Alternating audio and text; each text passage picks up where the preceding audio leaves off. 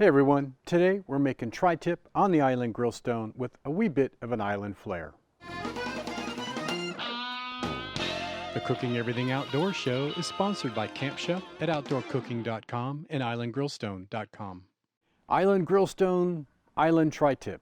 Yeah, kind of has a nice ring to it. Well, you know I love tri-tip and you know I love my Island Grillstone, and I just thought it would be perfect to pair the two together. Typically with tri-tip, which is huge in California, it's just basically grilled over mesquite wood. And there's a lot of different ways of doing it. And what I'm going to do is show you a very simple way of preparing tri-tip on a lava rock with mesquite charcoal. That's super easy. Probably sit down and have a couple beers while you're waiting for it to cook. It's that fast and that simple. What we first need to do is get some mesquite lump charcoal going. I have a nice bag of 100% lump charcoal.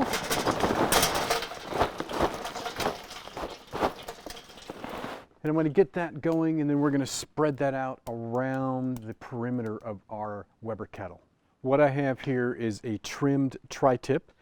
That trimmed means the fat has been trimmed off of it. I have a video showing you how to do that. What we want to do is we want to marinate this with a island themed marinade. Pineapple juice, it has soy and sugar, it has vinegar, some sesame seed, some garlic powder, some onion, and that's just all been cooked down and made into a marinade, and that's what I'm going to do with my tri-tip here. I'm going to marinate it for a short period of time, but I highly recommend that you take the time and marinate this for several hours. Overnight would be okay.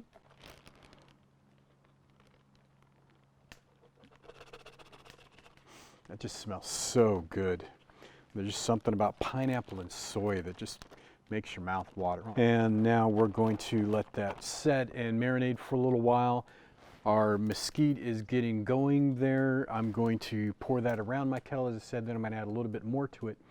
And then I'm going to preheat my Island Grillstone, which is critical for this recipe. And so we'll get this going. Now our base mesquite lump charcoal is ready, so I'm going to pour that out of my kettle.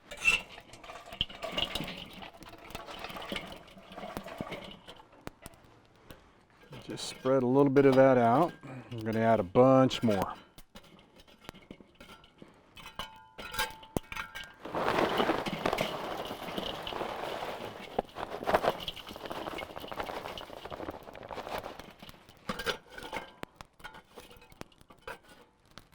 So I have that spread out around the perimeter. Now I want to add my Island Grillstone in there. And I'm using this square model because I need some surface area there. The round will work just perfectly fine, but I'm going to add some potatoes on here too as I'm cooking my tri-tip. Probably going to take about 15 minutes to 20 minutes to get this thing up to temp. It's a little cold out here. I might even have to add some more charcoal.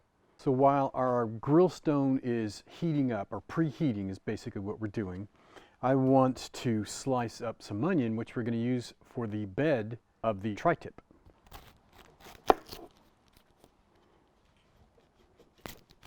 So what we're looking for is good 3/8 inch slices. And we can just separate all those. This is our foundation. Our grillstone is just about preheated. We're approaching 350 degrees is where I'm going to cook my tri-tip at.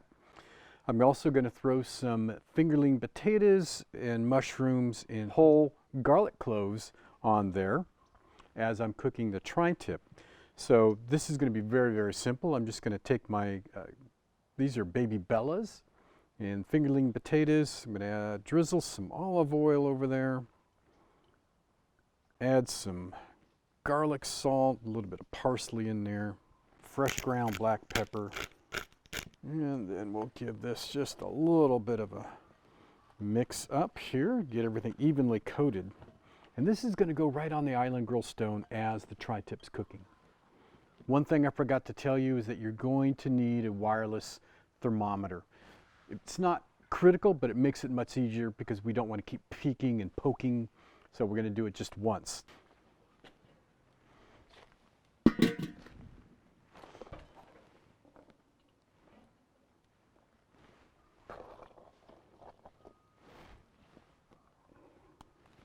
Keep in mind that tri-tip's triangular. I'm going to kind of lay it out like that. And I want to just lay that right over my onions. Perfect.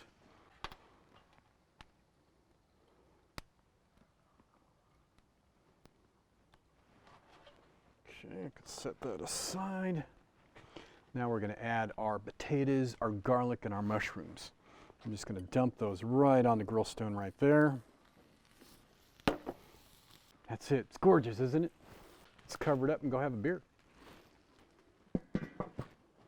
Well, we hit 145, and actually we're creeping up at 148, so I got to pull this right now. Looks fantastic. Lift that off there because I want that to rest.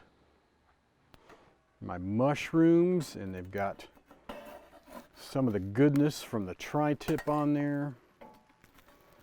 Okay, I'm going to let this rest for a few minutes, then we're going to slice it up and serve it. Now, one of the things that I did that I didn't show on the camera was once I put it on the Island Grillstone on the bed of onions, I sprinkled coarse salt over the top.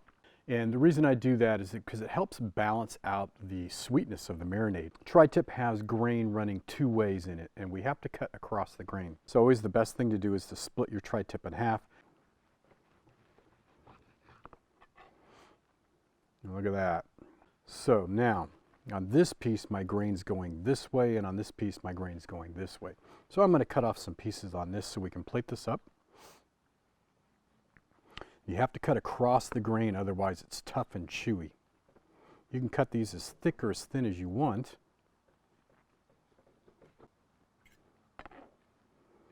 It's just perfectly cooked. Well, let's give this a try.